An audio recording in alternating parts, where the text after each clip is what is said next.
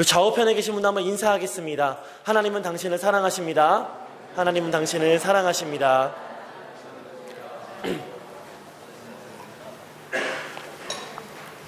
아까 우리 집사님 기도하실 때 갑자기 깨달아졌는데 벌써 10월 마지막 주네요. 2달 남았습니다. 세월이 빠르다라는 말을 어른들에게 듣긴 했지만 진짜 빠르네요.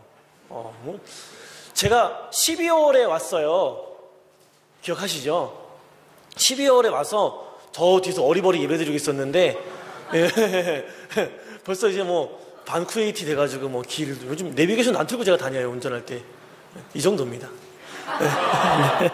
한번 웃어보자고 한 얘기고요. 네, 감사합니다. 오늘 말씀의 제목을 선한 일에 본을 보이다 라고 해봤습니다.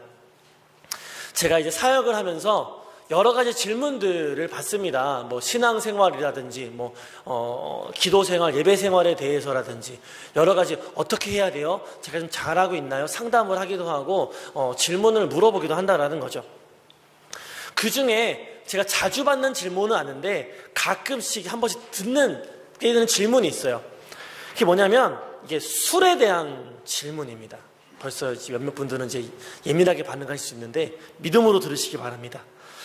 특히 이 질문은요, 사회 초년생들이나 아니면 이제만 고등학교를 졸업한 아이들, 청년이 된 아이들, 20대 초반의 친구들이 저에게 많이 물어본다라는 거죠. 왜냐면은 학생 때는 술이 사실은 사회적으로 금기시 되어 있잖아요. 그렇죠? 그렇기 때문에 내가 이것을 마시지 않는 것에 대해서 누구도 너 왜 안 마셔라고 터치하는 사람이 없다라는 겁니다. 그렇기 때문에 자연스럽게 내가 뭐 신앙 안에서 술 마시지 않는 것은 학생 때는 자연스러운 일이었습니다. 그런데 대학에 가고 내가 성인이 되면서부터는 이게 문제가 달라진다라는 것이죠. 실제적으로 이게 도전이 온다라는 겁니다. 신앙에 도전이 와서 부딪혀서 수많은 사람들이 예수를 믿으면서도 먹는 것을 보게 되어지고 거기서 갈등이 올 수 있다라는 것이죠. 그러면서 아이들이 이 가치관에 혼란이 오는 거예요. 술 마시는 게 진짜 죄인가? 그리고 취하지만 않으면 되는 거 아닌가? 라고 저에게 물어봅니다. 여러분은 어떻게 생각하십니까? 취하지만 않으면 괜찮습니까? 네. 여기서 말씀을 잘 하셔야 되는 겁니다. 에베소서 5장 18절을 보시면 이렇게 기록하고 있습니다. 술 취하지 말라 이는 방탕한 것이니 오직 성령으로 충만함을 받으라 라고 합니다. 약주를 드시는 분들 중에서 이 말씀의 구절을 딱 떼어놓고 봐라 취하지만 않으면 된다 라고 말씀하신다라는 거죠. 사실 이렇게 말씀을 해석하셔서 이런 논리를 펼치시는 분에게 저는 절대로 논쟁하지 않습니다. 술 마시는 게 죄가 될 수 있습니다. 죄입니다 라고 가르치지 않아요. 왜냐면요, 이렇게 말씀하시는 분들은 그렇게 믿고 생각하면서 마시기 때문에 제가 아무리 1시간이고 2시간이고 거기서 떠들어 봐야 들리지 않는다라는 거예요. 그래서 그런 분들에게는 제가 이렇게 권면합니다. 그쵸? 취하지 않으면 되는 거예요. 그런데 말씀에 대한 부담감이 있으시기 때문에 우리 성도님이 취하지 않으시잖아요. 그쵸? 그러니까 그 말씀의 부담감만큼은, 이것이 하나님의 말씀이다라는 그 부담감만큼은 잃지 마시기 바랍니다 라고 말한다는 거예요. 왜 그런가 하니 지극히 개인적인 신앙의 문제이기 때문에 그렇습니다. 제가 목사로서 이 권면을 할 수 있지만 당신이 옳다 그르다 제가 함부로 판단할 수가 있는 문제가 아니라는 겁니다. 그런데 그런 분들에게 질문하지도 못하지만 질문하고 싶은 그게 하나 있어요. 그게 뭐냐면은 술 취함의 기준이 뭐냐는 겁니다. 술 취함의 기준. 여러분, 술 취하는 기준을 여러분 아십니까? 여러분 모르시죠? 제가 그래서 목사님들한테 물어봤어요. 술도 안 드시는 목사님들한테, 목사님 술 취함의 기준은 무엇입니까? 라고 물어봤더니 목사님들이 내가 마셔보니까 라고 하면서 옛날에 다 목사 되기 전에 마셔보셨대요. 그러면 하시는 말씀이, 그게 내가 술을 먹고 나서 무슨 행동을 했는지 무슨 말을 했는지 기억이 안 나면 그건 취한 거라는 거죠. 그렇군요 목사님, 그게 취한 거네요 하고서는 얘기 들었는데, 그 옆에서 다른 목사님이 이렇게 말씀하시는 거예요. 내가 마셔보니까 그분도 옛날에, 지금 마시는 게 아니고 옛날에 이렇게 말씀하시는 거예요. 술을 한 잔 마시면 그때부터 내가 약간 알딸딸해지고 기분이 약간 업되면서 좋아지는데 그게 술 기운인 거잖아. 술 기운에 내게 돌기 시작하면 그것도 취한 거 아니야? 라고 말씀하시는 거죠. 듣고 보니 그것도 맞는 거예요. 그렇죠? 그래서 이 술 취함에 대한 기준을 제 나름대로 생각을 해봤습니다. 여기서부터는 제 개인적인 견해이기 때문에 어떤 신학적으로 증명된 이야기는 아니라는 것을 밝히고 말씀을 드리셨으면 좋겠습니다. 여러분, 술을 마시는 목적이 무엇입니까? 왜 마십니까? 취하기 위해서 마시죠. 취하기 위해서 우리가 술을 마시는데, 술 취함으로 내가 피곤을 잊어보려고 마신다라는 거죠. 술에 취함으로 내가 즐거움과 기쁨을 맛보기 위해서 내가 마신다라는 겁니다. 내가 술을 먹지 않고서는 그냥 맨정신으로는 어떤 말이나 행동을 할 용기가 없어서 술 기운에 힘입어서 내가 용기를 얻고 한다라는 거죠. 술로부터 도움을 얻기 위해서 이것을 한다라는 겁니다. 스스로의 힘으로는 피곤을 벗어날 수 있는 방법이 없고 고통을 해결할 수 없어서 마시고, 술 취함으로 비로소 즐거움을 맛볼 수 있기 때문에 술 취함 말고는 술에 의지하지 않고서는 내가 어떠한 것도 기쁨을 맛볼 수 있는 방법을 모르기 때문에 마신다라는 거예요. 내가 맨정신으로 용기가 없어서 술을 마신다라는 거죠. 그런데 이렇게 생각을 하고 이 시점에서 에베소서 5장 18절을 다시 한번 보시기 바랍니다.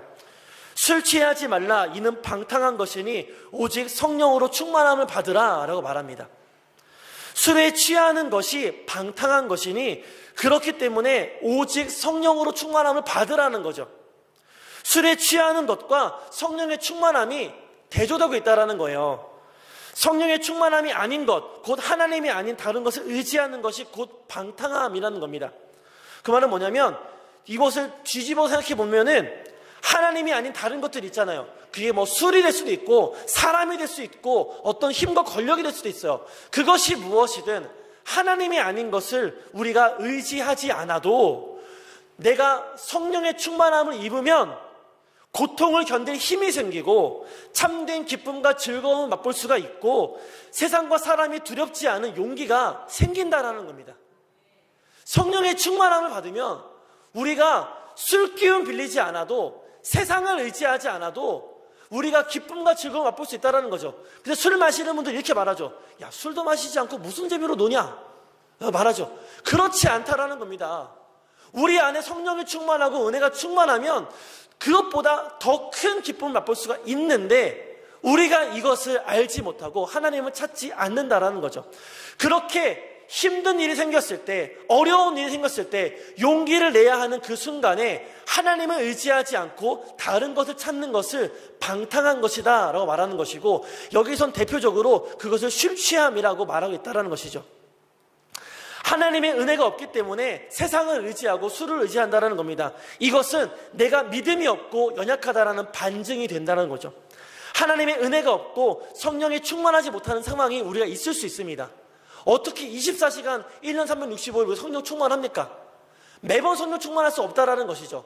하지만 그렇게 연약한 순간에 우리가 세상을 의지할 것이 아니라 하나님을 의지할 때에, 성령의 도우심을 구할 때에 우리가 비로소 참된 문제의 해결과 참된 기쁨과 용기를 얻을 수가 있다라는 것입니다. 그때 하나님을 찾지 않게 되면 우리가 방탕한 길을 가게 되어지는 것이고 곧 하나님 앞에 죄를 얻게 되는 것이다 라고 성경은 말하는 것입니다. 여기까지가 제가 하나님을 믿는 자로서 믿지 않는 누군가에게 술에 대한 제 견해를 말하는 제 입장이라는 것이죠. 그리고 지금부터 드리는 말씀은 믿는 누군가에게 이 술에 대한 저의 견해를 말씀드리는 겁니다. 믿는 사람이 술 마시는 게 죄입니까? 취하지 않으면 되는 거 아닙니까? 이렇게 질문하시면 제가 반문합니다. 제가 술 마시고 취하면 여러분 제 설교를 듣고 은혜 받을 수 있겠습니까? 라는 거죠. 제가 어저께 만약에 예를 드는 거니까 우리 집사님 한 분이랑 어저께 밤에 새벽까지 진탕 마셨어요. 그래서 아직도 코가 빨개져서 저기 올라왔다 생각해 보십시오. 여러분 상상을 해보시라는 거예요. 그런 일이 없습니다. 여러분이라면은 지금 여기서 해롱해롱되는 저 설교자를 통해서 은혜를 받으실 수가 있겠느냐는 거죠. 그렇지 않죠. 역시 여러분이 시험이 들겠죠. 목사님이 내일 주일인데, 아무리 그래도 그렇지 내일이 주일인데 목요일 저녁에 새벽까지 술 마시고 어떻게 설교할 수 있느냐? 시험 당할 수가 있다는 겁니다. 이러면 술 마시는 게 죄라는 겁니다. 술 마시는 것 자체는요 구원과 관계가 없습니다. 그쵸? 술에 무슨 죄가 있습니까? 무슨 죄가 있어요? 술 마시는 것 자체는 문제가 없습니다. 그런데 내가 술 마심으로 인해서 단 한 사람이라도 실족해서 하나님을 떠난다면, 시험에 든다라면 그거는 죄라는 겁니다. 명백한 죄라는 겁니다. 그럴 때 우리로 하여금 본이 되지 않기 때문에 마시지 마십시오 라고 말을 한다라는 것이죠. 목사로서 또 예수님을 믿는 사람으로서 내가 그리스도인으로서 믿음이 연약한 누군가에게 혹은 아직 하나님을 모르는 누군 사람들에게 그 사람들을 통해서 내가 하나님을 드러내야 하는데 본이 되지 못하기 때문에 마시지 말라라고 가르치는 겁니다. 제가 이렇게 말씀을 1부 때 말씀했더니 어떤 청년이 저에게 와서 이렇게 말하더라고요. 목사님 말씀에 제가 공감합니다. 저도 그렇게 생각을 합니다. 그런데 그렇지 않은 경우가 있더라고요. 무슨 얘기인고 하니 본인이 사회생활을 하면서 내가 이 신앙 때문에 술을 마시지 않습니다 라고 했다라는 거예요. 그런데 그렇게 했더니 내가 아닌 다른 사람이 불이익을 받더라는 거죠. 그러니까 뭐냐면은 나가 중간 계급쯤 되는 거예요. 그러니까 나보다 직장 상사가 있고 제가 있고 제 밑에 사람이 있는데 내가 예수를 믿어서 술을 마시지 않습니다 하니까 그래 그럼 너 마시지 마 하고 그럼 너 대신 네가 마셔 하고 밑에 사람이 마시게 되어서 이 사람이 곤란하게 되었다라는 거죠. 그런 일이 있어서 나 때문에 누군가가 곤란한 일을 겪기 때문에 나는 그래서 때에 따라서는 마십니다 라고 말씀하시는 거예요. 저 인정해 줬어요. 그럴 수 있죠. 나 때문에 누군가 시험 받는다면 만약에 내가 이 술 한 잔 먹어서 누군가 예수 믿게 할 수만 있다면 나도 먹겠습니다. 그런데요, 저도 그와 같은 경우가 있었어요. 제가 이제 토목과 나온 건 다 아시죠? 토목과 나왔는데 어디 가나 아무튼 노가다 하는 과나 여기는 군기가 세요. 술자리 군기도 엄청 셉니다. 거기서 나는 예수를 믿어서 술을 먹지 않습니다 그러면은 분위기 싸해지는 거거든요. 바로 운동장 나가서 줄 받다 맞아야 되는 겁니다. 저는 그게 두려웠어요. 그래서 부끄러운 이야기지만 술을 마셨습니다. 그때 대학교 때 나 때문에 내 친구들 불이익 받는 게 두려워서 또 나도 내가 불이익 받는 게 두려워서 술을 마셨다라는 거죠. 그런데 지나고 나서 벌써 10년, 15년 지나고 나서 지금 와서 생각하는 것은 내가 그때 그걸 싸워냈더라면 친구들 불이익 주고 내가 매를 맞더라도 싸워냈더라면 지금의 나의 신앙이 지금보다는 더 떳떳하지 않을까라는 생각이 든다라는 거죠. 여러분 공감이 되십니까? 이해가 되십니까? 나 때문에 불이익 받는 거 걱정되지요. 맞아요. 미안합니다. 하지만 그 불이익이라고 느끼는 게 내가 정말 주님의 그 복음을 위해서 말 그대로 예수 그리스도의 본을 위해서 하는 거였다라면 하나님의 그 불이익을 어떻게 사용하실지 어떻게 알고 우리가 내 마음대로 이거 판단하냐는 거죠. 제가 1부의 때 그 말씀하신 그분의 말씀을 인정하지 않거나 그런 게 아니고 자기 삶에서 자기 신앙으로 하는 거니까 저 같아선 그렇다라는 겁니다. 살아보니까 그렇다라는 것이죠. 여러분 혹시 도전이 있으시거든 불이익이 두려우시거든 하나님을 더 의지하시기를 바랍니다. 그럴 때에 하나님이 능력 주시고 용기를 주십니다. 당장은 매를 맞을 수도 있어요. 당장은 불이익을 당할 수도 있어요. 하지만 시간이 지나고 나서 돌아봤을 때 그것이 여러분 분명히 자랑스러우실 겁니다. 술에 대한 긴 이야기를 했지만 본문으로 돌아와서 이 이야기를 한 이유가 뭐냐면은 우리가 본이 되는 삶을 살아야 하기 때문에 술도 세상의 어떤 방법도 취하지 않아야 함을 말씀드리고 있는 겁니다. 사도 바울은 이 디도서를 통해서 이 편지를 받는 디도에게 지금 이렇게 이야기하고 있는 겁니다. 오늘 읽었던 디도서 2장 7절이죠. 범사에 내 자신이 선한 일에 본을 보이며 라고 말하고 있는 것입니다. 무슨 말이냐면은 네가 스스로 돌아보아서 책망할 것이 없게 살고 단정하고 바른 말을 하라라고 사도 바울이 디도에게 권면하고 있다는 것이죠. 더 쉽게 말해서 본이 되는 삶을 살아라 가르치는 겁니다. 그 누가 너의 행동을 보더라도 너의 언행을 듣더라도 책망할 것이 없도록 바른 말을 하라라는 거죠. 너를 대적하는 자, 나를 미워하는 사람들 있죠. 내가 예수님 믿는 거를, 내가 신앙생활하는 거를 안 이뻐하고 눈꼴 싫어하는 사람들 있어요. 괜히 딴지 걸고 괜히 나를 방해하는 사람들이 있다라는 거죠. 그런데 그런 사람들이 눈을 씻고 찾아봐도 나로 하여금 뭐 하나 털어도 먼지 하나 나오지 않을 만큼 본이 되도록 살으라고 지금 디도에게 권면하고 있다는 겁니다. 오히려 나의 부끄러움을 찾던 그 사람이 부끄러움을 당하도록 살라라는 거죠. 철저하게 살아라는 겁니다. 철저하게 바르게 살라라는 거예요. 왜 그런가 하니 그때 당시 디도가 사역하던 그 그레데 섬의 그 상황 때문에 그랬습니다. 디도가 사역하던 그레데 섬은요, 사도 바울과 디도가 함께 사역해서 복음을 전했던 곳이고, 지금 사도 바울은 이 복음의 여정 때문에 떠났고 디도가 남은 뒷사역을 하고 있는 그때였습니다. 그런데 그때 무슨 일이 있었냐면은 그 유대주의적 이단, 율법주의 이단들이 판을 치고 있었다라는 거예요. 그들이 구원은 예수님을 믿음으로 얻는 것이 아니라 너희가 몸에 할례를 받지 않으면 구원을 받지 못한다. 말 그대로 몸에 할례의 표식이 있지 않으면 우리는 구원받을 수 없는 존재라는 거예요. 이런 율법주의적인 그 잣대를 가지고 복음을 왜곡하고 있었다라는 것이죠. 그리고 또 문제가 무엇이냐면은 그때 그곳은 도덕적으로, 신앙적으로 극도로 타락했다라는 것입니다. 1장 10절을 보시면 이렇게 말합니다. 불순종하고 헛된 말을 하며 속이는 자가 많다라고 기록하고 있어요. 그때에 말씀에 순종하는 자가 많았고 너무나 헛된 말들 하는 자들이 많았다라는 것이죠. 그래서 성도들 중에도 말씀에 순종하는 자가 없었고 말씀의 뜻을 자기 마음대로 해석해서 속이는 자가 많았다라는 것이죠. 헛된 말이 무엇입니까? 신앙과는 믿음과는 전혀 무관한 말들을 하고 다니는 거예요. 그냥 교회에 와서 예배 드리고 은혜를 나누는 게 아니라 그냥 삶의 즐거움을 시시덕거리고 나누고 있는 거죠. 저 밖에서 사람들이 모여서 믿지 않는 자들 모여서 농담따먹기 하는 이야기들을 교회 안에 하고 나서 이야기하고 있는 거예요. 교회에서 예배도 없이 말씀도 없이 그런 나눔이 무슨 의미가 있습니까? 헛되다라는 것이죠. 그럼 더 나아가서 행위와 구원은 관계없다, 이렇게 이야기하는 거예요. 여러분, 분명히 우리가 행위로 구원받는 것은 아닙니다. 그렇죠? 하지만 하나님이 말씀하시는 것, 성경이 하는 말씀은 무엇이냐면 내가 하나님의 은혜를 받아서 구원받은 사람이라면 반드시 행위가 나타나게 되어져 있다라고 말씀하십니다. 그래서 행위가 없는 믿음은 죽은 믿음이라고 말하고 있는 거예요. 행위로 구원받는 것은 아니지만 구원받은 사람은 반드시 행위가 드러난다라는 것이죠. 그런데 이 사람들 무슨 말하는 겁니까? 내가 예수님 믿고 구원받았으면 막 살아도 돼, 이렇게 이야기하는 거예요. 구원받았으니 내 삶은 구원과는 별개다, 문제없다라는 거죠. 그리고 자기 마음대로 살고 있다라는 거죠. 이런 헛된 소리 하고 있다라는 겁니다. 여러분, 이렇게 말하는 거, 몇 월, 몇 날, 며칠, 몇 시에 내가 구원받았으니 나는 구원받은 사람입니다 라는 구원파와 다를 게 뭐가 있습니까? 이란이라는 거죠. 헛된 말을 하고 있다는 겁니다. 하나님은 믿는 사람들이라는 사람들이 지금 이렇게 헛된 말을 하고 그렇게 마음대로 살고 있었다는 거죠. 그런 시대 가운데 디도에게 지금 사도 바울은 네가 그 안에서 더욱더 철저하게 구별되어야 한다라고 말씀하고 있는 것입니다.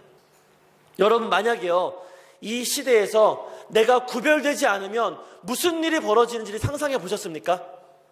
내가 그리스도인인데, 내가 예수 믿는 사람인데 이 세상을 살아가면서 구별되지 않고 본인이지 못한 인생을 살면은 우리가 살아가는 이 세상이 어떻게 될지 생각해 보셨습니까? 첫 번째로요, 교회와 세상이 구분이 없어집니다. 당연한 거겠죠. 그 말은 뭐냐면요, 우리를 통해 하나님이 세상에 드러날 수가 없게 된다는 겁니다. 여러분, 이거 비극이에요. 내가 그리스도인인데, 내가 하나님의 형상대로 지음받아서 그 예수님의 보혈의 피로 구원받은 그 그리스도인인데 내 모습을 통해서 하나님을 발견할 수가 없다라는 거죠. 여러분, 이것보다 비극이 어디 있습니까? 차라리 굶어 죽을지언정 내가 예수를 위해 살다가 죽는 게 낫지, 내 삶을 통해서 예수가 증거되지 않는데 내가 잘 먹고 잘 사는 게 무슨 의미가 있습니까? 아무런 의미 없다라는 거예요. 내가 구별되지 못하면, 본을 보이지 못하면 나는 어떠한 모양으로도 그리스도의 복음을 전할 수가 없다라는 겁니다. 우리가 힘들면 똑같이 포기해요. 하나님 앞에 구별하고 버티고 기도하는 것도 없이 똑같이 포기하고 세상에 다른 길을 찾아봅니다. 내 이익에 따라서 이쪽에 붙었다가 저쪽에 붙었다 합니다. 문제가 있을 때 하나님 앞에 엎드러지고 기도하는 것은 없고 그저 세상의 방법대로 어떻게 하면 좋을까 사람 쫓아다니고 있습니다. 바빠서 기도하는 사람 없고 바쁘면 예배도 빠질 수 있는 것이라고 우리가 말을 합니다. 여러분, 세상 사람들이 우리를 보고, 이런 우리를 보고 어떻게 예수님을 볼 수 있겠습니까? 못 보는 거예요. 예배는 매주 드리잖아. 지금 바쁜 일이 있는데 예배 한 주 빠질 수도 있는 거지. 그럴 수도 있죠. 불가피한 일 한 번, 두 번 있을 수 있죠. 하지만 매번 이 좀 중요한 일, 자꾸 중요한 일, 이것도 중요한데 빠져야 되는데, 그러면 예배는 언제 드립니까? 이래서 안 되고 저래서 안 되고 이렇게 타협하고 저렇게 타협하면은, 도대체 그런 타협이 하나님이 우리 향해 있었으면은 우리가 어떻게 구원을 받을 수가 있었습니까? 우리가 하나님을 향해서 지켜야 할 것이 있는데, 이것만큼은 반드시 지켜야 한다는 것입니다. 그것이 무엇이냐면, 하나님 앞에 세상에서 그리스도인으로서 구별된 삶을 사는 것, 이것은 우리가 지켜야 한다는 것입니다. 예전에는요, 교회에 다닌다 그러면 인정받는 시대가 있었습니다. 한 20년 전만 해도요, 제가 고등학교 시절만 해도 저희가 교회에 다닌다고 해서 친구들이 저를 개독교라고 부르지 않았어요. 그쵸? 그 전에는요, 조금 예수 믿는 사람이 실수하면요, 알만한 분이 왜 그러셨습니까? 다음엔 조심하세요 하고 보내주시는 일들이 생겼어요. 교회 다니는 것이 우리가 세상에서 인정받는 하나의 척도였습니다. 내가 예수 믿는 것이 저 사람은 좀 더 착한 사람이고 괜찮은 사람이야, 그런 사람 아니야, 인정받는 방법이었습니다. 교회 다니는 게. 근데 지금은 우리가 예수 믿는다고 그러면 여러분, 사람들이 뭐라고 합니까? 곱게는 쳐다봅니까? 곱게도 잘 쳐다보지 않아요. 욕하지 않지만 우리를 향해서 선대하지도 않는다라는 거죠. 예전에 그 기대를 우리가 상상할 수가 없다라는 겁니다. 근데 이게 왜 이렇게 되었느냐는 겁니다. 왜? 무엇이 지금 교회를 이렇게 만들었냐는 거죠. 누가 지금 예수 그리스도의 복음을 싸구려로 만들었냐는 거죠. 누가 이렇게 만들었습니까? 우리 믿음의 선배들 탓할 겁니까? 아니라는 거죠. 우리가 그렇게 한 겁니다. 제가 그렇게 한 거예요. 제가 구별되지 못해서, 제가 구별되게 살지 못해서 복음을 증거하지 못한 거고, 제가 이렇게 복음을 싸구려로 만들었다는 것이죠. 여러분, 이렇게 본이 되는 삶을 살지 못했을 때 그 모습은 결국에는 성경에서 무엇이라 말하냐면은, 너희가 더러운 이득을 취하려 했기 때문에 본이 되지 못한 삶을 산다라고 말하고 있습니다. 1장 11절을 보세요. 더러운 이득을 취하려고 마땅하지 아니한 것을 가르쳐서 가정들을 온통 무너뜨리는도다 라고 말합니다. 요즘 시대에요, 제가 고등부 사회 오래 했잖아요. 그 아이들 보면요, 편모 가정이 너무 많습니다. 이게 사별한 아이들, 부모님이 사별해서 편모가 아니라 다 이혼해서 가정이 깨져서 지금 그렇게 된 아이들이 많다라는 거죠. 그 아이들에게 부모를 공경해야 된다 가르치는 게 굉장히 부담이었습니다. 자기들끼리 애들이 이렇게 말해요. 낳아놓으면 다 부모입니까? 라고 말하는 아이들한테, 부모가 갈라져서 상처받는 그 아이들, 그 깊은 상처가 있는 아이들한테 낳아주면 다 부모입니까? 말하는데, 제가 어떻게 거기다가 그래도 네 부모를 공경해라고 말할 수가 있어요? 굉장히 힘들었다라는 것이죠. 지금 시대가 그렇게 됐어요. 가정이 온통 무너졌다라는 거죠. 지금 이때 디도가 사역하던 이때나 지금이나 똑같다라는 거예요. 그리스도 믿는 사람들, 예수님 믿는 사람들이 본을 보이는 시대가 되어야 되는데, 본을 보이지 못하고 가정이 깨어지고 세상이 깨어지는 시대가 되었다라는 겁니다. 근데 그 이유가 뭡니까? 본을 보여야 할 우리가 더러운 이득을 취하여서, 세상의 이득을 취하여서 본을 보이지 못했기 때문이라는 겁니다. 여러분, 길 가다가 쓰레기 주워보신 적 있으십니까? 있으실 거예요. 여러분, 교회에 오시면 더러운 게 있으면 닦아보시고 치워보신 적 있으십니까? 주유원들 여기 많죠? 주유원들에게 수고했노라고, 고맙다고 인사해 본 적 있으십니까? 더운데 수고한다고. 여기 제3국인들 많잖아요. 제3국인들은요, 많이 배우지도 못했고, 인식의 수준이 낮아서 그것도 인정합니다. 그렇다 보니까 그 사람들 예의가 없고 경우가 없어요. 저런 사람들 다 있어 하는 분들이 많다라는 거죠. 그런데 그런 사람들, 그 사람들이 예의가 없고 경우가 없고 인식이 낮다고 해서 우리가 똑같이 그들을 향해서 경우가 없고 예의 없이 행동을 취해야 합니까? 그렇지 않다라는 겁니다. 내게 실수한 사람도 여러분 아무런 조건 없이 용서해 본 적 있으십니까? 내가 억울한 일 당하고 불이익을 당했는데 오히려 그가 하나님 만나도록 용서해주고 그를 위해 기도해 본 적 우리가 있으세요? 이게 구별되는 모습이거든요. 이게 구별된 모습이에요. 작은 거지만 신앙하고 아무 상관없는 것 같지만 지나가다가 쓰레기 하나 줍는 것, 고맙다고 인사 한번 하는 것, 인식이 부족한 사람, 예의가 없는 사람일지라도 그를 인격적으로 선대하는 것, 이것이 그리스도인으로서 구별된 모습이라는 겁니다. 그리고 더 나아가 그 근본이 그리스도의 사랑이 되어질 때 이게 비로소 힘이 있게 된다는 거예요. 우리가 그렇게 살아야 하는데 그렇게 살지 않아서 똑같이 세상 사람들이 나를 향해서 저렇게 악의적으로 태도하는데 내가 어떻게 그를 선대합니까? 그래서 똑같이 살아갔어요. 똑같이 예의 없이 했어요. 똑같이 나도 내가 손해보지 않았어요. 이런 인생을 살게 되었으니 어떻게 우리의 삶을 통해서 세상이 본을 보겠습니까? 어떻게 우리 삶을 통해서 그리스도가 증거될 수가 있느냐는 거죠. 여러분, 도무지 선한 것을 찾을 수 없는 그곳에 우리를 하여금 하나님의 선하심을 드러내라고 우리를 이 땅에 보내셨고, 그곳에서 너희가 구별되라, 본을 보이라고 우리를 보내신 줄로 믿습니다. 여러분을 책망하고 싶어서 이런 말씀을 하는 게 아니라 우리가 이제는 이 악한 시대 가운데 그리스도의 선함을 드러내어서 본을 보이는 인생을 살자라고 말씀을 드리는 겁니다. 사도 바울을 통해 그가 세상의 본이 되는 삶을 살 것을 디도에게 요구하고 있다는 것이죠. 정확하게 말하면 범사에 내가 행동하는 모든 일에 내 자신이 선한 일에 본을 보이라라는 겁니다. 여러분, 선한 일이 무엇입니까? 착한 일 아닙니다. 착한 일이 선한 일이 아닙니다. 하나님의 말씀대로 아버지가 뜻이 있는 곳, 그곳에 내가 일을 할 때 그것이 바로 선한 일이 되어지는 것입니다. 착한 일 해요. 막 사랑의 나눔을 합니다. 하지만 거기에 어떤 아버지의 말씀도 의도도 없으면 그거는 선한 일이 아닙니다. 악한 일입니다. 그거는 착하게 보이는 악한 일이라는 거죠. 우리 모든 동기가 말씀이 되어야 돼요. 모든 동기가 성경이 되어야 돼요. 모든 동기가 그리스도의 사랑이 되어져서 내 손끝으로 착한 일이 이루어질 때 이것이 세상 가운데 선한 일이 되어진다는 거죠. 우리의 모든 일들을 통해서는 무슨 일이든지, 내가 쓰레기 줍는 일이든지, 안녕하세요, 고마워요, 인사하는 것이든지, 그리스도의 사랑을 전하는 일이든지 무엇이든지 그 일들을 통해서 그리스도가 증거되어야 한다는 것이죠.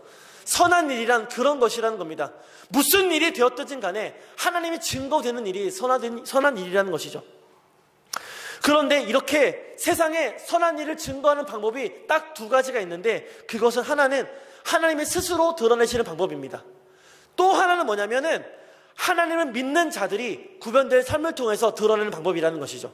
그런데 하나님이 이 세상 가운데 일을 하실 때 우리를 통해 선하심을 드러내기 원하신다라는 겁니다. 이 악한 시대에 우리가 괜히 살고 있다는 게 아니에요. 우리가 괜히 여기 지금 쿠웨이트에 와서 살고 있는 게 아닙니다. 지금 우리가 여기서 괜히 모여서 예배하고 있는 게 아니라는 거죠. 이 시대 가운데 하나님의 선하심을 드러내기 위해서 우리가 살고 있다는 것이죠. 그래서 지금 디도에게 말씀하신 것처럼 오늘도 하나님 우리 동일하게 말씀하시는 겁니다. 너의 삶을 통하여서 하나님의 선하심을 보게 해라. 하나님이 일하시는 선하신 일을 세상이 볼 수 있도록 네가 본을 보여라. 구별된 인생을 살으라 라고 오늘 말씀하시는 겁니다. 여러분, 세상에 이 선하심을 어떻게 드러내시겠습니까? 말씀으로 두 가지 구체적인 방법을 제시해 드리겠습니다. 첫 번째는 7절과 8절을 보시면 교훈에 부패하지 아니하는 것입니다. 그리고 두 번째는 바른 말을 하는 것이라는 거죠. 여기서 말하는 교훈에 부패하지 아니하는 것은 하나님이 내게 하시는 말씀을 아무런 왜곡 없이 가감 없이 있는 그대로 받아들여 순종하는 것을 말하는 겁니다. 아까 처음에 예를 들었죠. 술 취하지 말라라는 것. 술 먹는 사람들이 이 술을 취하지 않으면 된다라고 왜곡한 거잖아요. 대표적인 예가 된다라는 거예요. 있는 그대로의 말씀, 더욱더 성령의 충만함으로 세상에 무슨 일이 있어도 세상의 방법이 아닌 하나님을 의지하라라고 말씀을 하신 건데, 하나님을 의지하는 너희 인생이 방탕하다고 말씀하신 건데 이것을 자기 뜻대로 재해석한 거죠. 이와 같이 말씀을 적용하지 말고 오직 하나님의 교훈에 부패하지 않고 있는 그대로 말씀에 순종하는 것, 이것이 바로 내가 구별된 인생, 본이 되어진 인생을 사는 방법이라는 겁니다. 하나님이 여러분 각자에게 어떻게 말씀하시는지는 저는 모릅니다. 하지만 그 말씀 가운데 깨달음이 있다라면, 감동이 있다라면, 또 찔림이 있다라면 돌이키고 그 감동에 우리가 순종해야 한다라는 것이죠. 때로는 불이익을 받을지언정, 때로는 내가 핍박을 받을지언정 그래도 해야 한다라는 것입니다. 이럴 때에 우리의 삶을 통해서 세상 사람들에게 본을 보일 수 있고 그리스도의 복음을 전할 수가 있다라는 것입니다. 두 번째는 뭐냐면 바른 말을 하는 거라고 가르치고 있습니다. 이 바른 말은 뭐냐면은 입 바른 소리를 말하는 게 아니에요. 여러분, 입 바른 소리가 뭔지 아시죠? 눈치 없이 사람들 듣기 싫어하는데 뻔히 그대로 있는 그대로 얘기하는 거. 그러니까 사람들이 좋아하는지 안 좋아하는지, 저 사람이 상처를 받는지 안 받는지 그런 거 개의치 않고 내가 느끼는 있는 그대로를 다 말하는 게 바로 입 바른 소리라는 거예요. 그 말이 틀리지는 않지만 경우에 맞지 않고 상황에 맞지 않은 말이어서 때로는 분란을 만들 수도 있고 상처를 줄 수 있는 말이 입 바른 소리라는 겁니다. 그런데 여기서 말하는 거는 이 바른 말은 그런 입 바른 소리를 말하는 게 아니라 있는 그대로 바른 말을 말하는 겁니다. 원어의 의미는 뭐냐면 여기서 바른 말은 건전한 말, 건전한 어휘를 말하고 있다는 것이죠. 요즘에 언어 파괴라고 말할 정도로 뭐 외래어, 합성어 뭐 이런 것도 굉장히 많아요. 줄임말들. 제가 하나 물어보겠습니다. 여러분, 빼박캔트가 무슨 말씀인지 아십니까? 빼박캔트. 젊은 분들은 아실 거예요. 근데 어른들 감이 오세요? 빼박캔트. 뭔지 모르시겠죠? 이게 뭐냐면요, 빼도 박도 하지 못하다라는 말은 아시죠? 그거를 빼박으로 줄인 거예요. 이러지도 저러지도 못하고 넌 무조건 해야 돼 뭐 이런 의미잖아요. 근데 거기다가 영어에 할 수 없다 can't를 붙인 거예요. 그러니까 빼도 박도 하지 못하다는 말을 강조한 거예요. can't로. 그런데요, 못 알아들으시겠죠? 이게 요즘 쓰는 사람들의 말이라는 거죠. 근데 이것도 좀 지난 얘기, 요즘 잘 안 써요. 요즘은 또 더 희한한 말도 씁니다. 근데 저도 못 알아듣는 그런 말 쓰는데 사실은 이런 말 쓰는 것 자체는 뭐 크게 뭐 괜찮습니다. 쓸 수도 있죠. 아이들과 공감하기 위하여서라든지 뭐 친밀함을 위해서 쓸 수 있습니다. 하지만 만약에요, 제가 여러분과 대화를 하는데 맨날 뭐 빼박캔트가 어쩌니 뭐 이러니 저러니 막 애들만 써나가면서 말을 한다면 제가 목사로서의 권위와 품위를 잃기 쉽겠죠. 그렇지 않을까요? 괜찮습니까? 여기서 뭐 십장생 뭐 이런 거 찾아도 될까요? 그거 안 되잖아요. 그렇다라는 거죠. 우리가 이런 말을 더욱더 쓰면 쓸수록 우리는 하나님과 가까워지기보다는 세상과 가까워지고 사람과 가까워진다는 겁니다. 사람과 가까워지기 위해서 쓰는 거지만 우리가 더 바라봐야 될 것은 하나님과 가까워져야 된다는 것이죠. 그리고 또 내 이 말의 이 표현이 내 인격을 나타내기 때문에 바른 말을 더 쓰라라는 겁니다. 내 인격, 개인적으로 저라는 사람의 인격이 낮아지는 것, 깎아지는 것은 괜찮을지 모릅니다. 하지만 내가 믿는 내 예수님의 인격도, 그 품위 또한 깎이기 때문에 우리로 하여금 바른 말을 쓰라라는 겁니다. 생각해 보세요. 제가 여러분과 친해지려고 맨날 농담 따먹기 하고 이야기합니다. 그런데 맨날 말할 때 품위가 없어요. 집사님 그랬잖아. 요를 자꾸 생략하는 거죠. 우선 그랬잖아. 왜 기억을 못해. 이렇게 말을 하는 거예요. 여러분, 좋을 때는 좋겠지만 얼마나 덕이 되겠습니까? 그렇지 않다라는 거죠. 그래서 가까워지면 질수록 깍듯하게 예의를 더 갖추고 품위를 지켜야 한다는 것입니다. 우리의 이 바른 말, 이 입술의 말이 나의 품위를 지키는 일이고, 첫 번째는, 두 번째는 내가 믿는 예수님의 품위를 지키는, 이 복음의 품위를 지키는 일이기 때문에 그렇다라는 것이죠. 여러분, 입술에 파수꾼을 세우시길 바랍니다. 우리의 입술로부터 나오는 많은 말들이 믿음의 말들, 은혜의 말들, 세우는 말들, 또 권위가 있는 말들, 아름다운 말들이 되어지길 바랍니다. 굳이 뭐 이런 거 쓰지 않아도 좋은 말들로 아름답게 표현할 수 있는 것이 얼마든지 있습니다. 가끔은 정말 아이들과 접촉점을 찾기 위해서 쓸 수도 있는 것이지만, 젊은 사람들과 공감하기 위해서 쓸 수도 있는 것이지만, 그것이 내 것이 되어서는 안 된다는 거죠. 그것이 곧 내 인격이 되어서 안 된다는 겁니다. 예수님이 내게 주신 그 은혜의 그 품위를 내가 입술로도 행동으로도 표현할 수 있어야 하는 것입니다. 말씀을 마치겠습니다. 하나님은 우리를 하나님이 행하시는 선한 일을 드러내시려고 이 땅에 보내신 줄로 믿습니다. 하나님을 증거하려고 우리가 이 땅에 살고 있다는 것이죠. 근데 사실은요, 우리가 그 은혜 안에 살기만 하면은 본이 될 수밖에 없고요, 은혜를 끼칠 수밖에 없다라는 겁니다. 왜 그러냐면은 우리가 하나님의 형상을 입은 받은 자이기 때문에 그렇습니다. 내가 그 그리스도의 십자가의 보혈로 죄사함 받은 자가 되었기 때문에 그 은혜 안에 우리가 살기만 하면 사실은요, 전혀 문제가 없어요. 그냥 내 살아낸 인생 자체가 누군가에게는 성경 구절, 하나님의 증거가 될 수밖에 없다라는 것이죠. 그런데 우리가 은혜를 따르지 않고 하나님을 찾지 않고 말씀을 의지하지 않을 때부터 우리의 이런 본이 된 모습들은 우리가 잃어져 버려가게 되었다라는 것이죠. 여러분의 삶을 통해서 이제 어떻게 그리스도의 본을 나타내시겠습니까? 어떻게 그 사람들에게 다름을 나타내시겠습니까? 나중에 내가 대박이 난 다음에 그때 여러분 하나님이 하셨습니다 이렇게 말씀하실 겁니까? 우리가 다 그런 것들 상상하긴 하지만 여러분 대박도 나는 사람들이 나는 거더라고요. 모든 사람들에게 로또의 1등은 허락되지 않습니다. 혹시라도 모르니까 여러분 여기서 로또 1등 대박이 나시는 분들 그 영광의 시간에 저를 꼭 기억해 주시기 바랍니다. 제가 여기 있었습니다. 네, 자꾸만 너무 혼내인 것 같아서 농담으로 한 이야기고요. 그런 영광의 순간이 우리에게 주어지거든 그것 또한 반드시 내가 잘 먹고 잘 사는 용도로 쓰지 마시고 하나님께 영광 돌리는 귀한 도구로 쓰시기를 바랍니다. 그리고 그런 분들을 포함해서 우리 모두는 평소에 우리의 삶을 통해서 그리스도의 복음을, 다름을 우리가 증거해야 할 줄로 믿습니다. 내게 하시는 하나님의 말씀에 내가 바르게 순종함으로 세상이 주님을 보게 해야 합니다. 건전하고 바른 생활과 나의 언행을 통해서 세상 사람들에게 본이 되어야 합니다. 점점 더 도덕의 기준이, 윤리의 기준이 낮아지고 있는데 우리가 좀 더 높은 도덕법을 가져야 한다는 것이죠. 그래서 그런 사람들이 맞아 저렇게 살아야 하는데 우리가 잘못 살고 있다라고 느끼게 해줘야 됩니다. 그런데 그 사람이 예수 믿는 사람이 되어야 된다는 것이죠. 우리가 되어야 한다는 것이죠. 내가 구하는 말을 통하여서 다름을 보여주고 하나님이 함께하는 자가 얼마나 행복한지 우리가 더 잘 살아야 하는 것입니다. 이런 말을 제가 해드린지 모르겠는데 그래서 예수 믿는 사람들이 더욱더 매력적인 인생을 살아야 한다는 거예요. 우리가 더 성공해야 하는 겁니다. 더 잘 살아야 하는 겁니다. 왜냐하면은 야, 참 저렇게 살고 싶은데 저 사람 저 비결이 뭘까? 했을 때 그 비결이 야, 저 사람은 예수님을 믿더라고, 교회에 가더라고, 이렇게 돼야 된다는 것이죠. 여러분 매력적인 인생을 사시기 바랍니다. 주님의 은혜로 누구보다 성공하고 아름답고 멋진 인생 사시길 바랍니다.